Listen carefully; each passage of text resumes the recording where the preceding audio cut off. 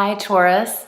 Thank you for joining me for your October 2017 forecast for the month.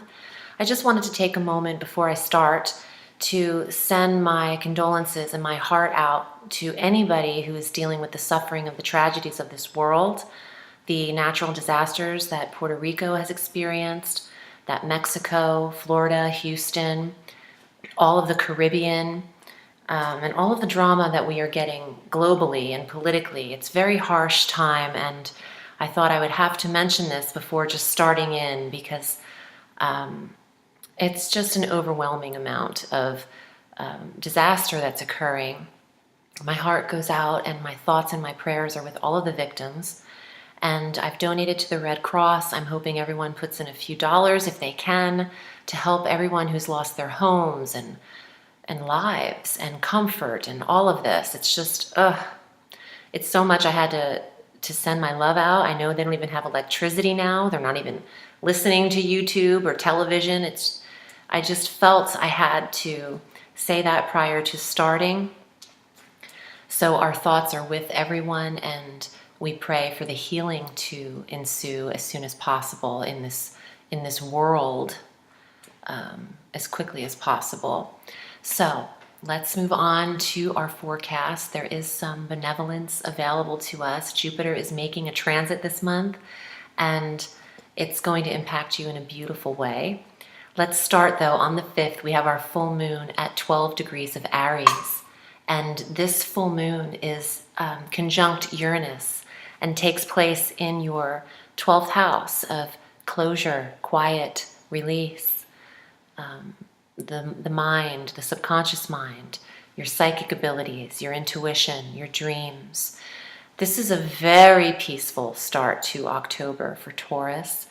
And you might find 2.5 days before and after the 5th of October that you are requiring rest, that you need peace and quiet, that anything too loud and abrasive won't settle well with Taurus, which is fine. We all need some peace and quiet sometimes, but pay attention to your dreams throughout that quiet rest because they are bringing an awareness here. Something needs to be seen through your premonitions, your REM sleep.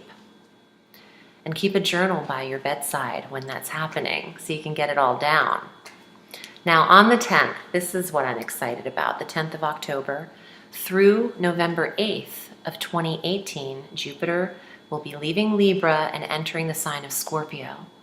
He's there for 13 months, the planet of expansion, of optimism and abundance and luck, is entering your soulmate sector, Taurus. Scorpio is the polar opposite sign of you, from you, across the wheel. And please watch your ascendant forecast for the astrology as it's more accurate for your horoscope, but these are solar scopes.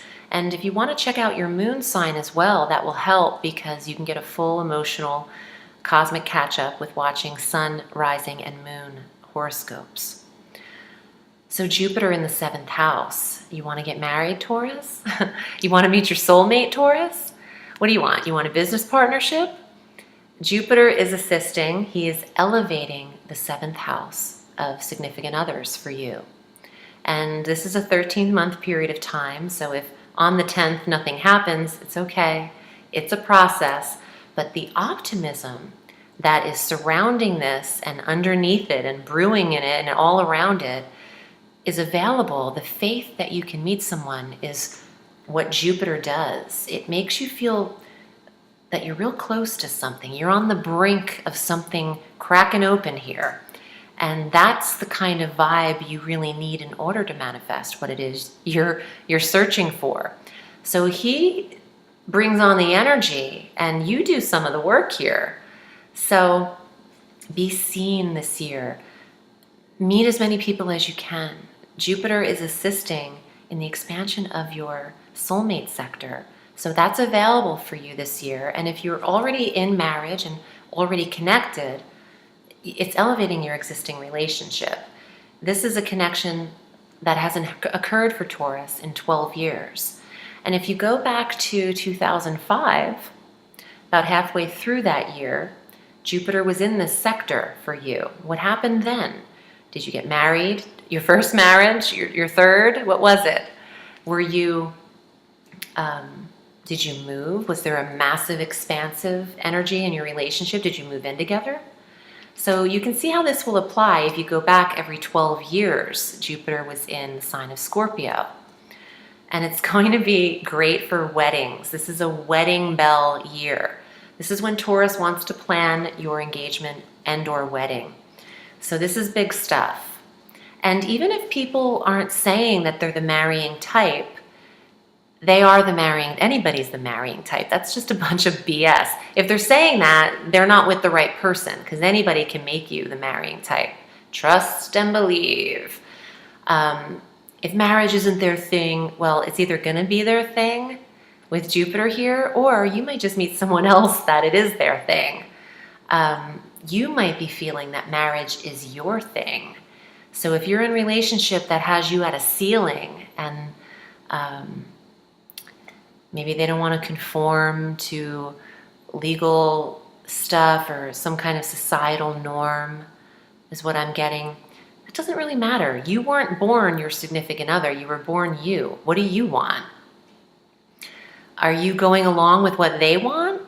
Because Jupiter's going to make that unbearable. Jupiter's going to be like, you're going to scream from the mountaintops, I'm getting married.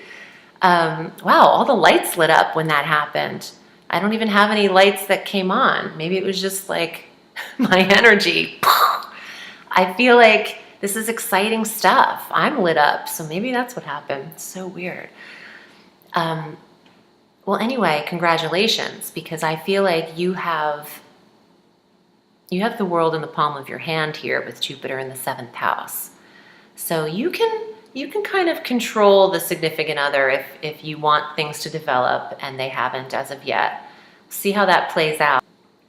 On the 14th, we have Venus entering Libra, and this is the 6th house of health. So this month is all about the 7th house and the 6th house for Taurus and Taurus rising. Venus in the health sector is smoothing over any ailments that Taurus experienced up until this point. Harmony in the health, harmony in the work, because the 6th house is the daily routine and the errands that you're participating in and how you spend the hours of your day. So having this beautiful planet of love, harmony, and smooth energy in the health sector, I love that for healing. On the 17th, Mercury enters Scorpio, where he'll be conjunct Jupiter in the 7th house. This might actually be beneficial for online dating. And I wouldn't recommend that if we were having cocktails together. But looking at your astrology, Mercury in the 7th is where you kind of need this planet in order to assess contenders, dating potential, analyzing people online, just communicating, getting your flow of communication happening when you're on dates. It's like interviewing. It's such a drag, but it has to happen. You have to find out about people. And when people wear their masks on first dates and online all the time, they're never what they say they are. Their last name isn't their first name. Or I've gotten so many things. They have kids when they're not supposed to have kids, or whatever the trip is.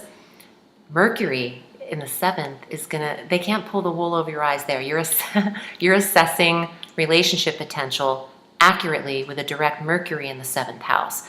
So I say, line them up.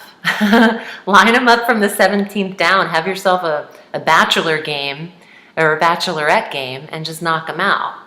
And this could be very interesting. On the 19th of October, our new moon is at 26 degrees of Libra in the 6th house. So here's what it is. Venus, the new moon, and on the 22nd, Mars enters Libra. So Venus, the new moon, and Mars all in the 6th house of health by the 22nd of October. It doesn't get better for how you're feeling, the body internally, your health, your organs, your diet and your exercise. regimen, Mars here will really see you increase your routine, and the protection of your well-being is here. So stamina for workouts, routines, energy, and a drive and a passion. That's all Mars for what it is you're doing in the 6th house. A passion for diet and exercise, which is a good thing to have. And then you have Mercury, Jupiter, and the Sun on the 23rd of October in the 7th house. So 3 major players in the 6th, 3 major players in the 7th. And when the Sun meets up with Mercury and Jupiter on the 23rd in your relationship sector, that, if you're looking for a wedding day, that's the day. That's the day to elope. The 23rd of October. That's one of my favorite things to do, actually, when a client calls me and wants to know, what day of the year would you recommend getting married? I love doing that. I'll hone that shit down to like a week out of 52 weeks. Be like, this is the week you're getting married. So just throwing that out there. If you're interested in that for your chart, give me a call or get me on PayPal, get me online. I'm excited. I've been shuffling the Cosmic Tarot by Norbert Loesch. Let's see what cards come up for Taurus. And if you'd like to read with me, I'm at audreyalison.com. You select your desired reading length via PayPal, and I get back to you in an email and set it up with some times. Also, if you haven't already subscribed to or haven't checked out my Vimeo on-demand channel, please do. I'm having a lot of fun there, and I did upload 2 October reading videos already last week. One is a 9-card fortune card drawing for October, and the other is my medium messages, where I channel and use the tarot specifically for messages for you. So the links are below for all of that. Here is your first card, Taurus. The Star. This is the card of Aquarius, but I have to say this is huge recognition, grace, hope, beauty, and faith. Jupiter. Recognition and promotional energy with the Star. All eyes on Taurus.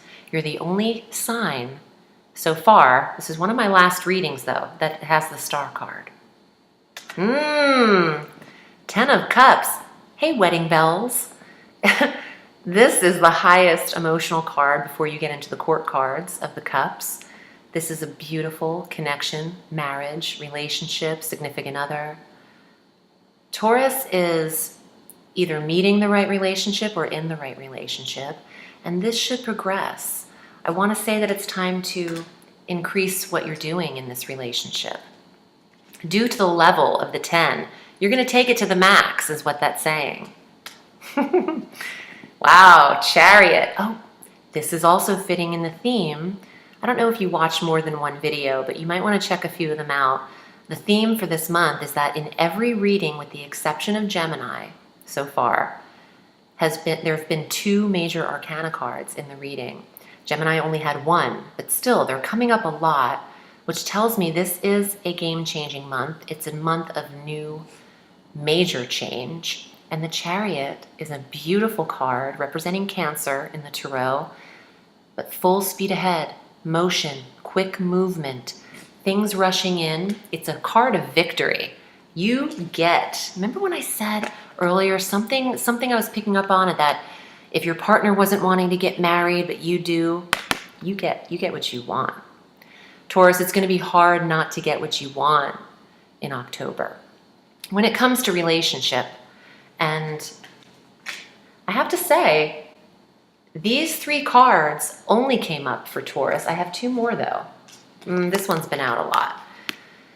And I feel like we're not going to be able to escape this card as a whole because of the energy of the world we're living in right now. This is combative, it's aggressive, it's concerning, and it's defensive. You are defending yourself from the attacks of other people. Maybe people are poking and prodding Taurus too much and want to know what's going on in the development of your life and your own plans. And, it's none of their business. Everyone needs take a little sip of that, mind your own business, because you might just come back and nip at them a little bit. Ace of Wands is your outcome card. Yeah, this is extremely positive to end on a yes card, and a sexual card, a proactive card, a romantic card, creative, independent, entrepreneurial. It's all of those things, but it is a card of action. And if you have been sitting and resting on your laurels in this relationship, it is time for full speed ahead. This is an indication of movement and the progression of the connection that you are in. And you might just get the recognition that you deserve here. With the Chariot, in addition to the Star card, oh yeah, you had 2 major arcana cards. Chariot and the Star, just like I said. See, it's crazy. It's not crazy, it's just how it is. But you are getting the recognition that you deserve. No more resting on your laurels. No more just settling for the ceiling. The sky is limitless, Taurus. So reach for the stars. That's my slogan, and I'm sticking to it. So I hope this was helpful. I really love the energy that's surrounding you. And if you're not in relationship, you will be. Keep it positive, keep it faithful, and keep it real.